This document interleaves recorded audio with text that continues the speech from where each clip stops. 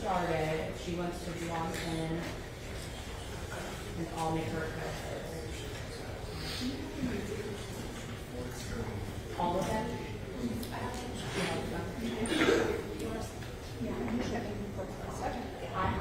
I didn't even think almost.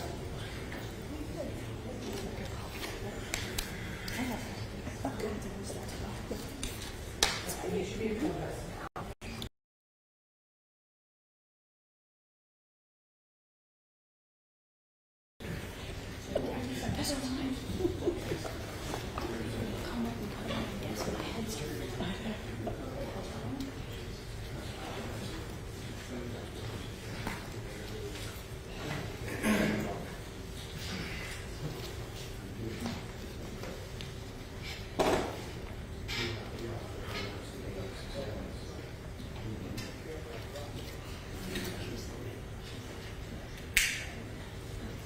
Court come to order. All rise, please.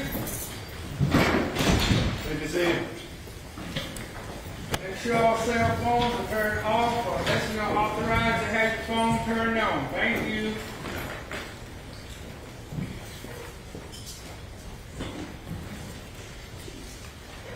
Stay ready? Yes, sir, Your Honor. That's ready? Yes, sir, Your Honor, we are. All right. All your case, Mr. Ward.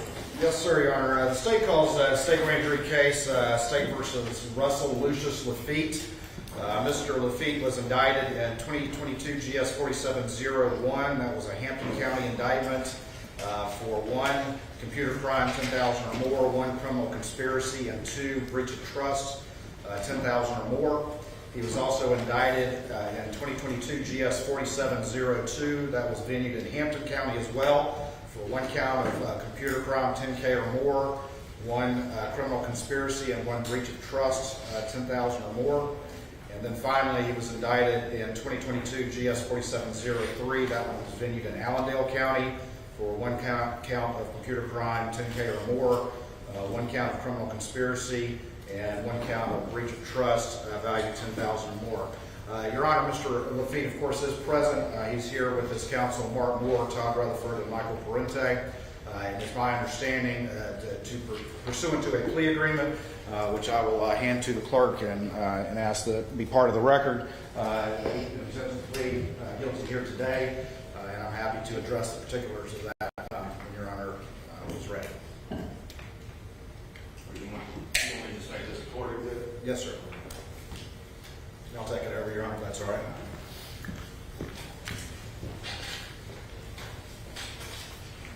Is Your Honor okay with us staying at the table, or would you like? Yeah, you can stay there. Thank you, Your Honor. Thank you, Your Honor.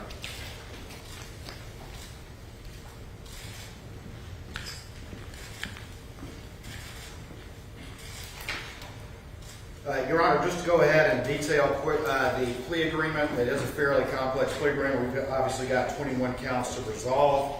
Ultimately, under this plea agreement, to summarize the terms, in subsection 2, Mr. Lafitte is going to plead guilty to representative charges for all of the subject matter divisions of conduct that were alleged in these 3 indictments. So the factual basis is complete as to the conduct. But ultimately, he's going to be pleading as indicted to count 4 of indictment 2022 GS 4701, count 5 of that same indictment, count 6 of that same indictment. He's going to plead to counts 10 and 11 of 2022 GS 4702, and he's going to plead to count 1, 15, and 16 of 2022 GS 47003. Your Honor, as part of that, of course, there is, as I mentioned before, going to be a full factual basis. Additionally, there's the issue of restitution, which we will take up at sentencing. The intent of the parties here today is to have a deferred sentencing to dovetail with the concurrent federal proceedings. The parties have agreed to the restitutionary amount of $3,555,884.80.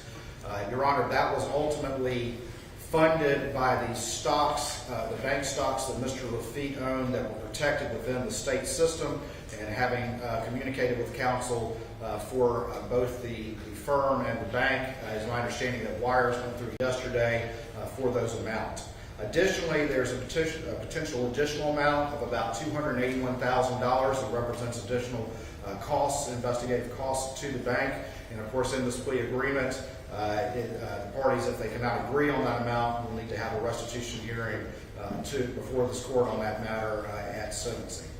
On top of that, the plea agreement provides that there shall be no pizza. Also, there is a language in there where the defendant agrees that he will agree to a order of prohibition from further participation under the FDIC Act, essentially abandon any licenses he has pursuant to that, and that is in subsection 2E of this particular plea agreement. Ultimately, this is also, when we get to sentencing, will be a negotiated sentence, Your Honor. And so the way that's going to work is under 2022 GS 47001, count 5, Mr. Lafitte is going to receive a term of 8 years imprisonment, which will run concurrent to the federal sentence that he will be sentenced on upcoming as well. He will also be sentenced to 5 years apiece on 2022-001 counts 4 and 6, which will be concurrent not only to the state sentence, the lead sentence, but also those federal ones. In 2022 GS-002 counts 10 and 11, he's going to be sentenced to a term of 5 years imprisonment, again, that will run concurrent not only to the other state sentences, but to the federal time. And then in 2022 GS-47-003, count 1, he will be sentenced to a term of 5 years imprisonment consecutive. This one's going to be consecutive to the sentence in 2022 GS-47-00, count 5. He will also then, on counts 4, 5, and 6, on counts 2022, 3, counts 15 and 16, he'll get 5 years each concurrent. So we're going to have one lead sentence of 8 years from 2022 GS-47001. We're going to have a consecutive 5 years, which is 2022 GS-47003. And again, ultimately, both those sentences, the 8 plus the 5, will run concurrent to any federal time. On top of that, he will also get credit for time served under monitored house arrest, and the parties have agreed that that will begin on May 6, 2022. In addition to the consecutive 5 years on 2022-3, count 1, he will also have that consecutive sentence will be suspended, provided on the service of 5 years probation and 350 hours of community service. Your Honor, as part of this plea as well, he is waiving any appellate rights that he has, as well as his post-conviction relief rights that are waivable under the law. We would ask for a colloquy about that. And on top of that, obviously these counts are venued in Hampton and Allendale, and we would ask that there be a colloquy with the defendant on his voluntary waiver of venue to resolve the matters here in Richland County today. That's a summary of the most important provisions of the plea agreement, Your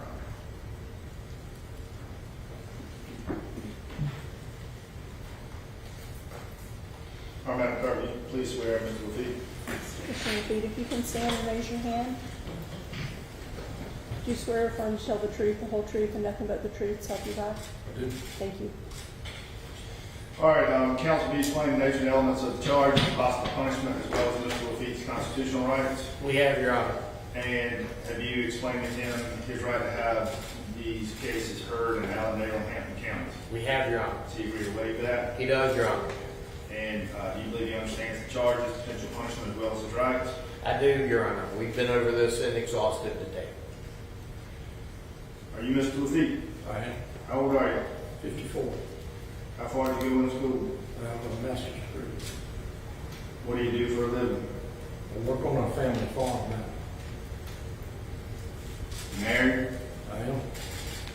Any children? 2 kids.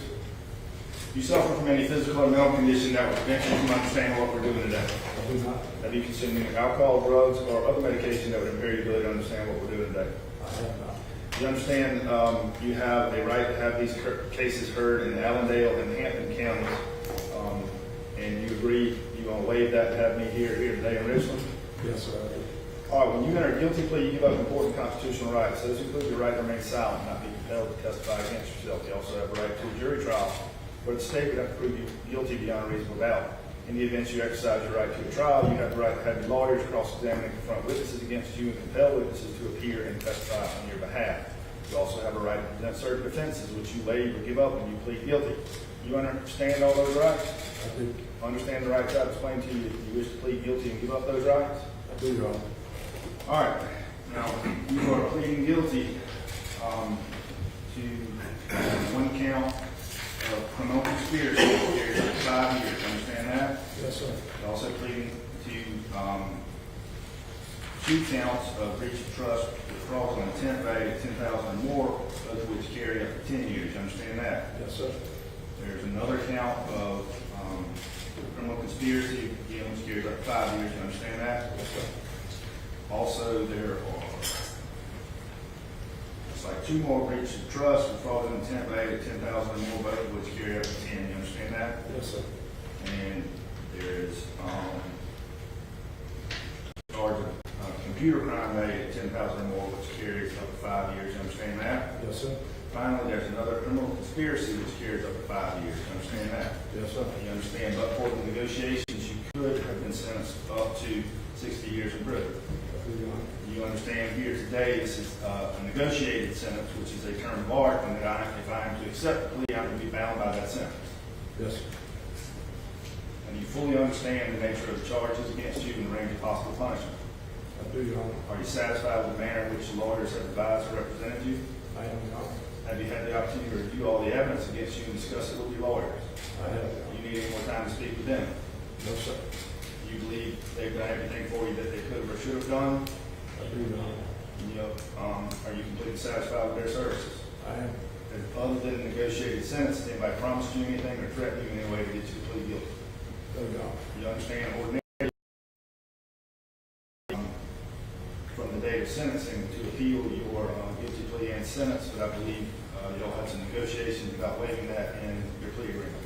That's correct. You understand you also had a statutory right to challenge your plea through a post-conviction relief process, and I understand you agreed to waive that as well. That's correct, Your Honor. All right, understanding the nature of the charges and the consequences of a guilty plea, how do you plead here today? I plead guilty. To all 8 charges? I do. Very good. Mr. Waters, tell me about it. Yes, yes, sir, Your Honor. Thank you. And I'm going to hand up to Your Honor.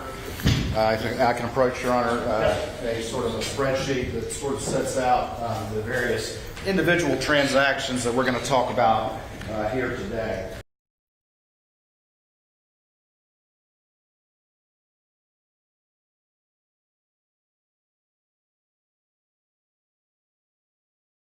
Was obviously a part of the whole Alex Murdaugh saga, and it was a ton of work that was done by these folks, and I want to acknowledge all their efforts here.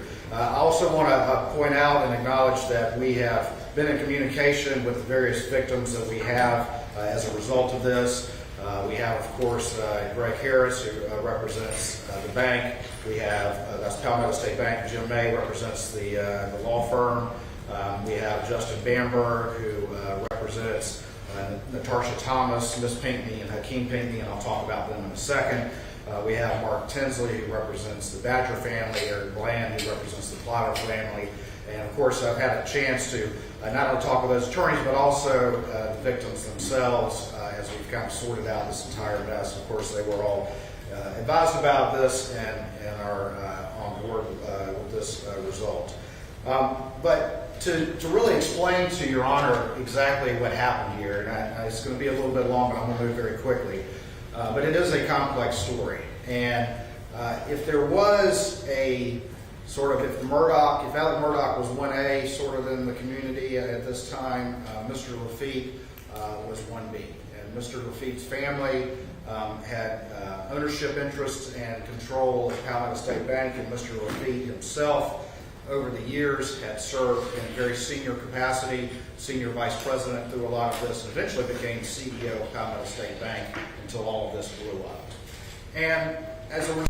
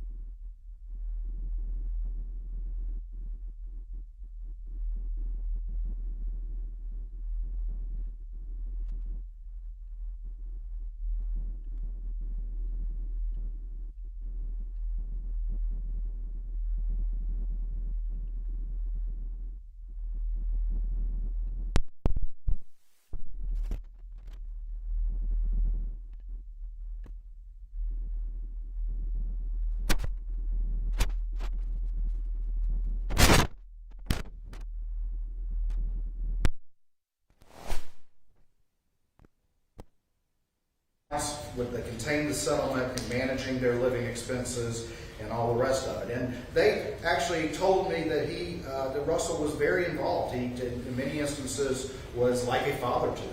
And we would look at the documents and we would see Mr. Lafitte getting approval for such things as school clothes and a little money to go to the fair and a computer for school and things like that. That's an interesting contrast, because when we talk about the fact that he was also appointed as conservator or PR in the Pinckney, Thomas, and Badger cases, all of them would tell you that they had no contact or hardly any contact with him whatsoever. And obviously, when he's appointed as a conservator or he's appointed as a personal representative in the context of this litigation, he has, as Your Honor well knows, that fiduciary duty, that duty of trust to act in the best benefit of the people who he is charged with protecting and shepherding.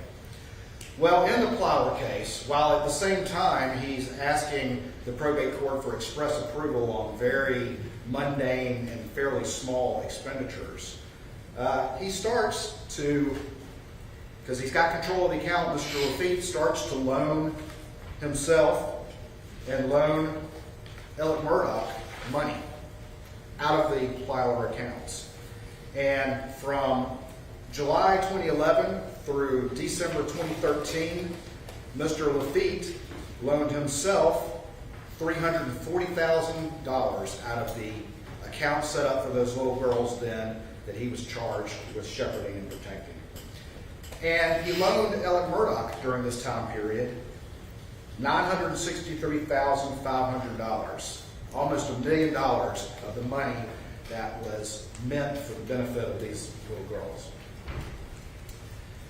Interestingly, although some of the paperwork that they turned into the probate court had the word loans on it, and supposedly these loans were at 1.5% interest or 2.25% interest, they never at once told the probate judge, "Hey, Judge, by the way, I got control of all this money for these little girls, and I'm going to loan myself, a third of $1 million, and I'm going to loan the lawyer on the case $1 million out of their money." And the reason why this is important is because, as I told you before, Russell had loaned in various other ways Alex money in multiple different types of accounts, multiple different types of loans.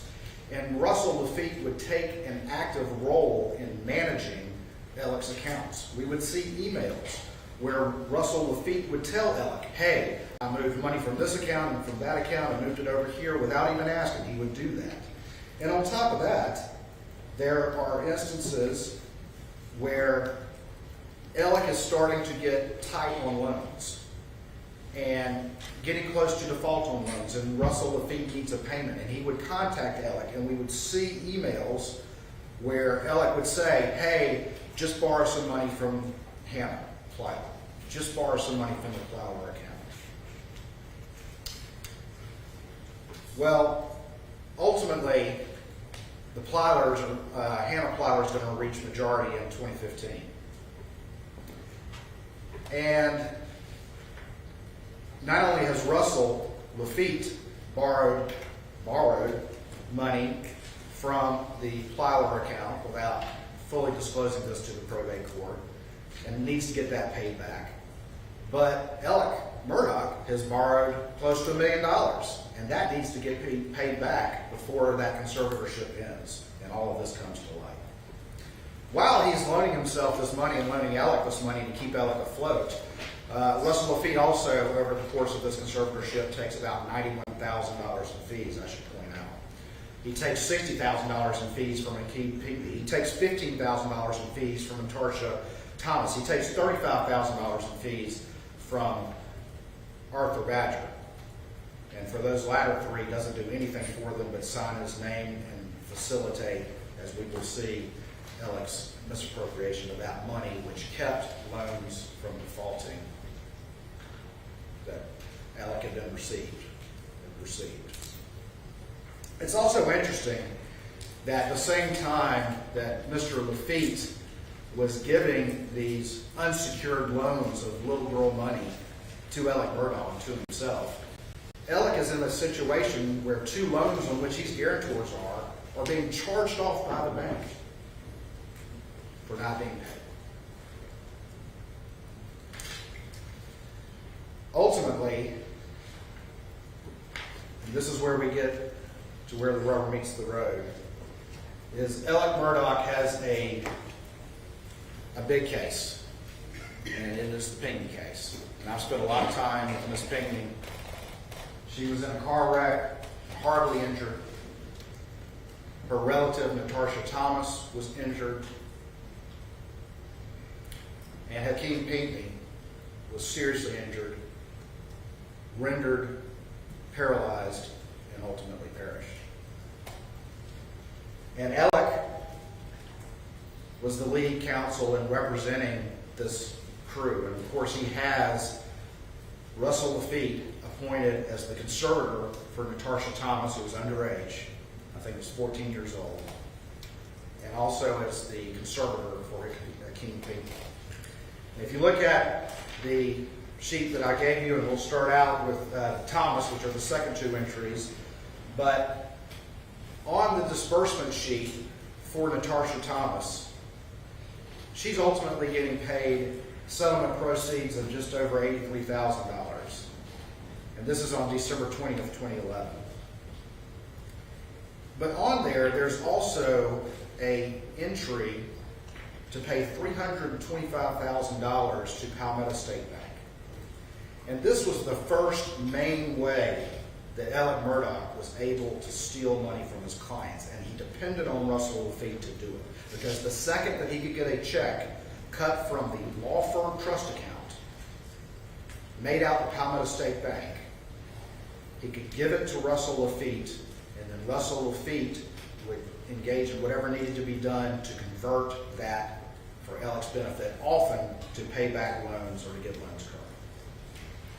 I think it's interesting to point out that every one of these trust account checks that would have gone to Mr. Lafitte, who also was serving as the conservator or the personal representative, and therefore responsible for signing off on these disbursements, every one of these checks was on a law firm trust account check, which are a different color than the operations account checks. And the law firm did business with Palmetto State Bank as well.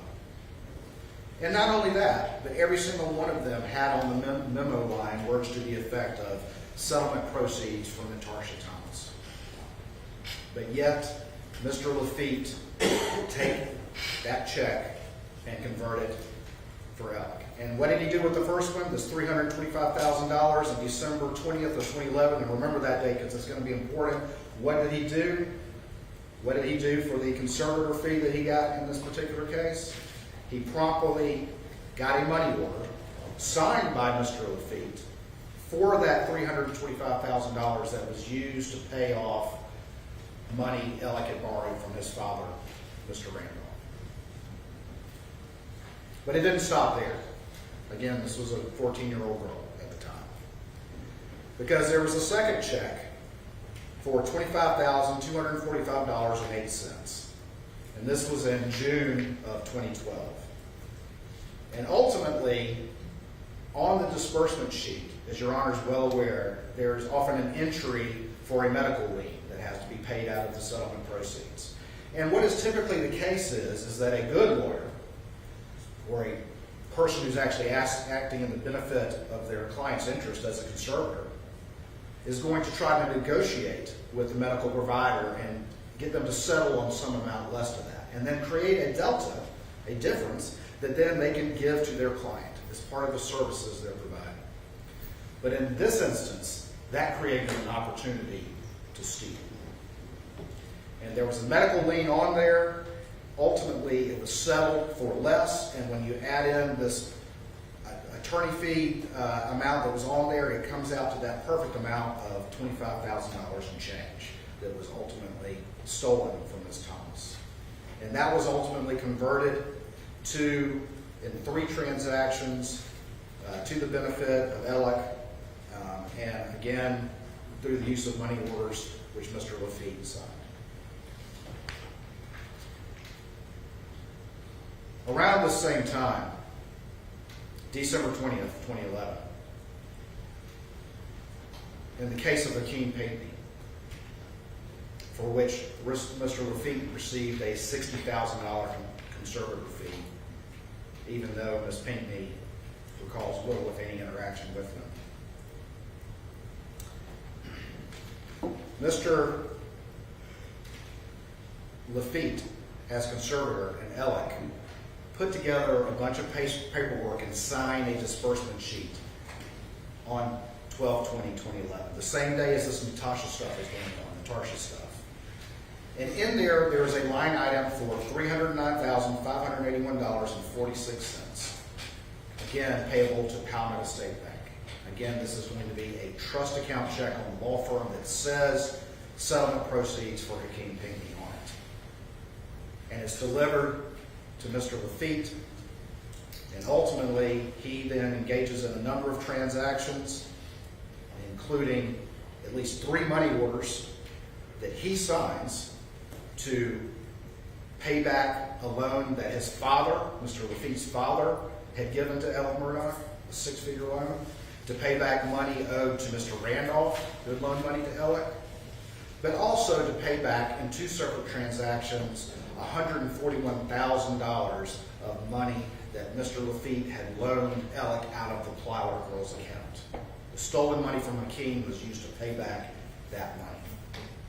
It was also used to pay back money that had been loaned out of another account, Malik Williams, who also Russell served as a conservator and had loaned money to Alex. These transactions ultimately took place on 12/21/2011.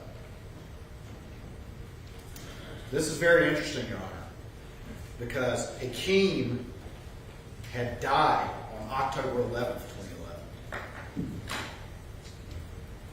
He was already dead, and Mr. Lafitte and Alex Murdaugh pushed through all of this paperwork to get this done when he was dead. And you know what they did the very next day? On December 22nd, they filed the final accounting and petition to discharge. They pushed through all of this paperwork, knowing full well that he was dead, and then filed the paperwork with probate court the next day.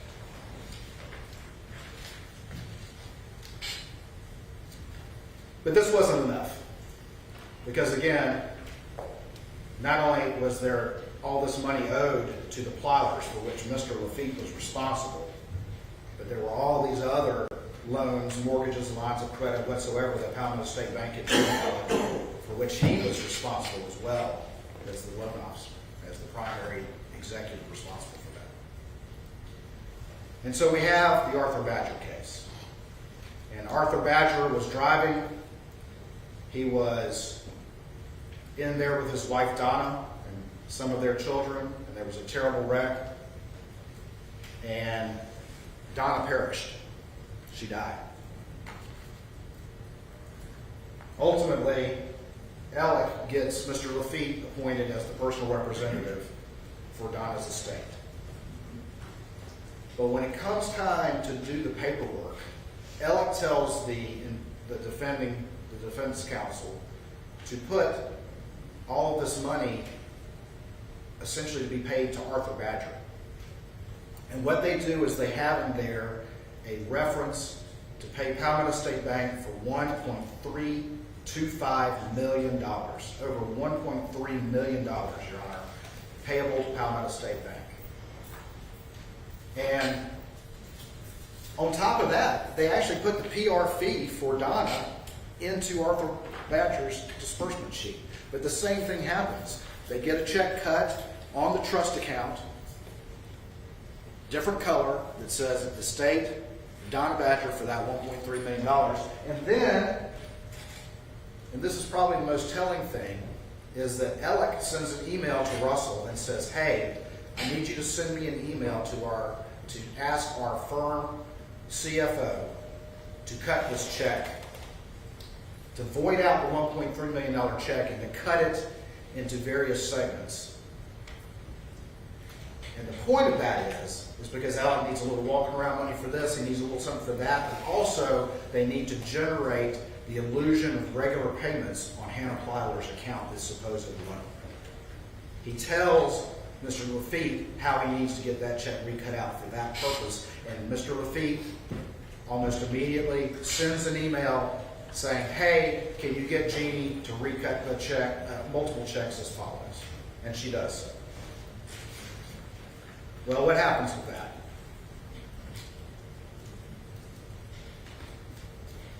Ultimately, $388,000 goes to pay back money Alec had borrowed from a law partner. $75,000 goes back to pay Mr. Randolph. And over $482,000 goes to pay on the Plea loans.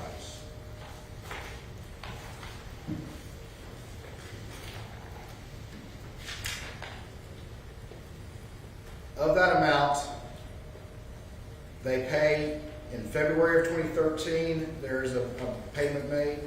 And again, this is a check. It says Arthur Badger in the memo line. It is a trust account check, and it is given to Mr. Lafitte, and it is deposited into the Plea account. From September 2013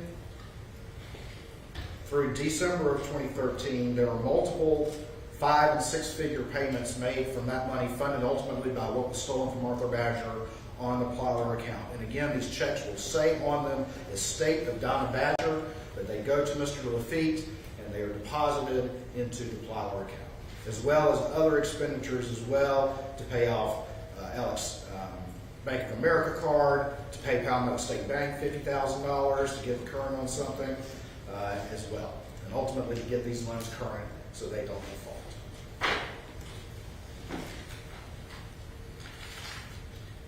As part of that, funded by this $1.3 million in change, Mr. Lafitte cuts multiple money orders. Again, he's the one signing these throughout all of these cases. There's at least 2 instances in which he sends a wire, and when you look at the wire paperwork, it was Mr. Lafitte that was sending the wire on behalf of Alex Murdaugh. There's money that went to Cousin Eddie in a money order that was signed by Mr. Lafitte. And there was some cash out too, just for some walking around money as well. Those are the facts of the state indictments. And I want to point out, and this is the last thing that I'll get to, I want to point out how that differs from what was alleged in the subsequent federal indictment that came out a number of months later. Ultimately, the feds charged things that had more to do with Mr. Lafitte's conduct in his senior position at the bank. Because one of these things he did was get a large 6-figure line of credit in order to pay back some of these loans we're here to talk about. Another thing that he did is that after the murders happened, Mr. Lafitte honored Alex checking account that by on to negative $347,000. Mr. Lafitte put $750,000, gave it to Alec, put $400,000 in his account, and gave him $350,000 to send to Chris Wilson to try to fix that mess. And then ultimately they backdated loan paperwork to try to justify it. And on top of that, the feds also indicted the fact that when all of this started to fall apart and come to light, and the things about Alex Murdaugh were coming to light, without any approval from the board, Mr. Lafitte took $680,000 of bank money and took it to the firm as half of the Arthur Badger money, trying to head that off. But today, we're here talking about the Plylers. We're talking about the Pinckneys. We're talking about the Badgers. We're talking about Miss Thomas. And how Alec had become too big to fail for Russell Lafitte. How Russell Lafitte had become in hock to Alec because Alec was so in hock to him. And how Russell Lafitte was personally benefiting from having access to all the money in these conservator accounts in the case of the plowers that he was loaning to himself. That's a factual. All right, Mr. Lafitte, I don't expect you to agree with everything Mr. Crook or Mr. Waters just said, but do you substantially agree with the facts set forth by the state? I do know. I find there is a substantial factual basis for the plea decision to plead guilty of freely, voluntarily, and knowingly made. Mr. Lafitte understands he's giving up important constitutional rights by pleading guilty, and he's had advice and counsel from competent attorneys with whom he says he's satisfied. All right, I guess I don't need to hear anything from y'all today since we're going to delay sentencing. I believe we set October 13th at 10 a.m. That's correct, Your Honor. And Mr. Lafitte will not be taken into custody today. All of his bond conditions will remain, and we will reconvene in October and hopefully finally resolve this matter. Thank you, Judge. Thank you, Your Honor. All right, y'all. Have a good day. Thank you, Your Honor. Madam Clerk, I wish you would unnoted on the sentencing sheet, please accept the judge. I did sign this.